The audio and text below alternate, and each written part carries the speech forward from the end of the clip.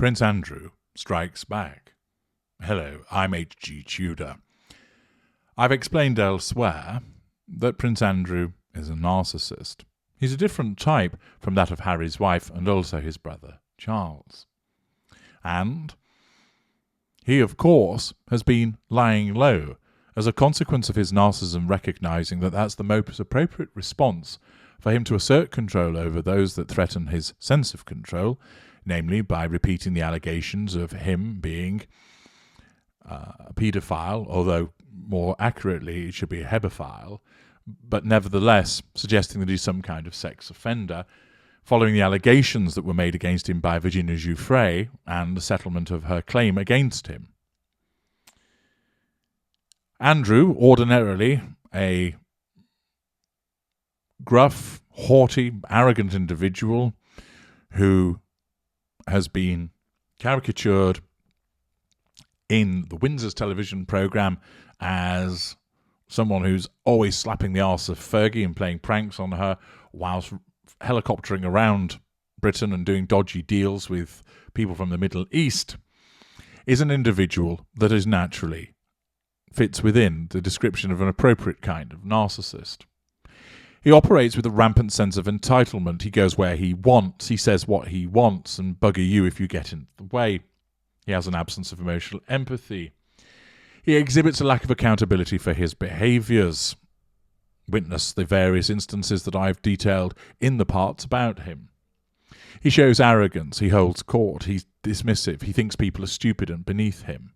He thinks he's better than other people, he engages in showmanship, he likes to show off. He, of course, is capable of keeping the beast on a leash, but not in the way that it generates a facade. He goes around acting in an entitled manner. All the staff know that he behaves in that manner, that he is gruff, that he's brash, that he is arrogant. We have the peculiarities, of course, with regard to his behaviour with the teddy bears, which I've explained in parts passim. He was accused, of course, of having sex with Virginia Giuffre, and that she was forced to have sex with Prince Andrew when she was just 17 years old. And there's an infamous picture that shows the two of them together, with Ghislaine Maxwell looking on in the background. There are, of course, suggestions that the picture is fake. However, as a consequence of the way that his mother dealt with him before her death, Andrew was given money to enable him to pay Virginia Giuffre off, but has repeatedly suffered slapdowns from Charles with regard to the payment of security and a return to royal public life, with the king asserting control over his brother with a firm not a chance. lbc.co.uk runs with the headline, Prince Andrew to launch £10 million legal case against Virginia Giuffre after inheriting millions from the Queen.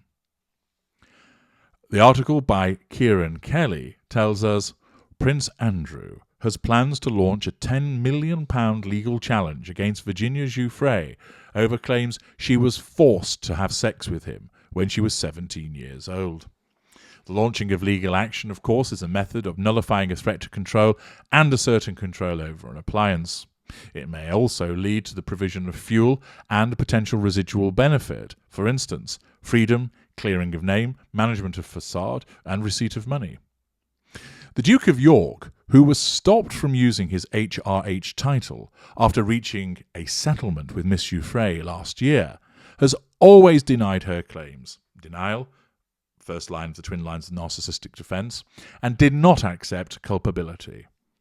It is expected, he will argue, that an infamous photo showing him standing with Miss Giuffre and Ghislaine Maxwell is fake.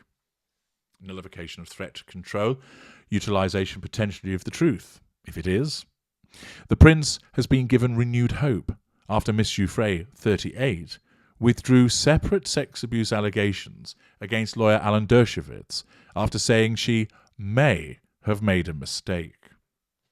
A royal source told The Sun, Andrew has always insisted he is innocent and finally wants to prove it in a US court. He was pressured into settling the case to avoid overshadowing the Platinum Jubilee and has paid a heavy price, personally and professionally. Now, of course, that pressure that he was placed upon threatened his sense of control, but he agreed to it because his narcissism recognized that it was the appropriate way of nullifying the threat to control posed by the court case brought by Virginia Giuffre and, of course, the repeated mentions made of it in the press and broadcast news. It's also believed that King Charles backs Andrew's plan, but will not do so publicly. Facade management by Charles. It comes after Maxwell claimed in an interview that the infamous photo showing Andrew and Miss Giuffre is doctored and that the meeting never happened. Now, Maxwell is also a narcissist, but as I've explained to you in parts passim, narcissists will utilize the truth as you understand it to be if it serves a purpose. So, for example, I tell you the truth about the way that me and my kind think, operate and function because it serves a purpose to enable me to extend my legacy by giving you the truth of that. In other instances, of course, narcissists tell lies, but there are instances where we will use the truth as you understand it to be because it coincides with enabling us to achieve the prime aims. Here, it may be the case that this is a doctored photograph, and Maxwell knows that and is prepared to utilize the truth of that and to the assistance of Prince Andrew because it serves her purposes. Asked about the photo, she said from jail on an interview on Talk TV, "It's a fake. I don't believe it's real for a second. In fact, I'm sure it's not. There is no original, just copies and parts of it, according to some experts. Look like it has been photoshopped. I don't remember her in my home." Now, of course, Maxwell is likely to deny that Giuffre was in her home, because that would, of course, nullify the threat to control posed by her being associated with Giuffre and the allegations that have been made against Maxwell and of which she's been convicted. So it might be the case, of course, that it is simply a lie that is being issued by a narcissist in order to nullify threat to control. Then again, as I've just explained, it's a possibility that it's the truth. It's important to understand that the narcissist could go either way in order to get what they want out of it, which invariably makes dealing with this nest of narcissists that we have here particularly challenging for the appropriate authorities. Maxwell is currently serving 20 years in prison for child sex trafficking. The cost of Prince Andrew's settlement with Miss Giuffre is not known, though reports suggest it was around £3 million. The Duke could use money he reportedly inherited from the Queen to fund his legal challenge, as well as the sale of his Swiss ski chalet. US lawyers told the Mirror, however, that Andrew can forget about the legal challenge.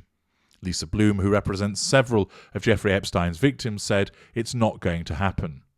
She said Prince Andrew signed his name to a settlement and now he wants out. Forget it. Not going to happen, nor should it, because the pain he would inflict on Virginia. It's not clear how he would launch such a case and what it is that he would be seeking to achieve. It would appear, the suggestion is from this material, that the aim is to enable him to somehow undo the settlement and suggest that actually the money should be returned. Perhaps it's being done on the basis of saying, I only settled because I thought that this picture was going to cause me a problem, but now I've had it analysed, it demonstrates that it's a fake, or that he seeks somehow to rely upon Ghislaine Maxwell's evidence that it's a fake to support his claim, although, were I a lawyer, I think I would be saying to him, that's a rather iffy route to go down to, bearing in mind that she's a convicted sex offender and generally seen as a liar. So although the article doesn't make it clear as to what he's precisely attempting to do, it hints at that he seems to be trying to undo the settlement to suggest I haven't done anything wrong at all, and therefore I didn't even need to settle and the money should be repaid. Quite where he stands legally, that's not for me to say, and there are others who are more involved in such cases and the law who would have a better idea as to whether he has any decent prospects of success. But it is not a surprise that Prince Andrew might attempt to do this, because the continuing presence of the settlement and the fact of the repeated mentions of Giuffre and the existence and reference to the picture are repeated threats to control, and his narcissism needs to deal with this. And one way it might do so, even if it is ill-conceived, is to use a huge amount of money that is inherited to try and clear his name. A more logical approach really would be to move on with matters. But remember, if this keeps coming up, and because of his level of cognitive function, the type of narcissist that he is, his narcissism will basically see it as a thorn in the side. And rather than weigh it up and think, well, we'd be better off just moving on, his pride and his vanity and his defiance, all narcissistic traits, may well be harnessed to cause him to think, well, if I get rid of this, I'd be able to have a way back into royal life. And that vanity and that pride at having the titles and the status is such that he'll spend this money to get to that particular point. It remains to be seen whether there is any merit and whether Andrew will do this. But again, it is conceivable that a narcissist such as he will go down that route and seek to strike back. I'm H.G. Tudor. Thank you for listening.